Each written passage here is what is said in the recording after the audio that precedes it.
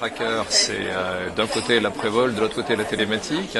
Historiquement, traditionnellement, depuis 2002, nous sommes spécialistes de l'après-vol. Donc on récupère les engins, on récupère finalement des véhicules volés. Dans le domaine du BTP, il y a énormément de vols avec des boîtiers, des nouveaux boîtiers qu'on introduit lors du salon Intermat, qui sont le boîtier Spot auto-alimenté compact. C'est un petit boîtier, encore plus petit que celui qu'on fait habituellement, 7 ans d'autonomie, donc c'est dédié, destiné à des applications particulières où il y a peu de place pour cacher nos boîtiers.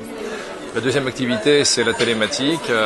Nous sommes, je dirais aujourd'hui, d'un fournisseur de boîtiers, de services dans le domaine de la géolocalisation et tout ce qui touche à l'économie d'énergie et à l'écoconduite. L'activité télématique aujourd'hui, elle est très tournée vers l'économie de carburant et l'empreinte carbone. Donc je crois qu'aujourd'hui les grands groupes, les majors du BTP sont tous en train de rechercher comment optimiser les émissions de carbone. Chacun a pris des engagements et je pense que c'est un sujet majeur dans les appels d'offres aujourd'hui. Alors ce que l'on présente sur Intermat cette année, c'est aussi la solution que l'on appelle EcoProfiler. EcoProfiler, en fait, c'est nos solutions tournées sur le comportement d'un conducteur au volant de son engin, au volant de son poids lourd.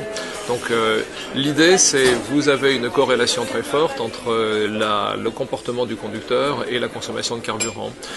Donc on va chercher à analyser au travers du comportement, c'est-à-dire des accélérations ou des décélérations, du fonctionnement en sur-régime ou en sous-régime. On va rechercher à établir des scores. Donc celui qui a clairement un score élevé d'événements au 100 km ou d'événements à l'heure de fonctionnement va avoir une consommation dégradée. Donc il y a une très forte relation, relation très étroite entre le comportement du conducteur et la consommation de son engin, de son véhicule.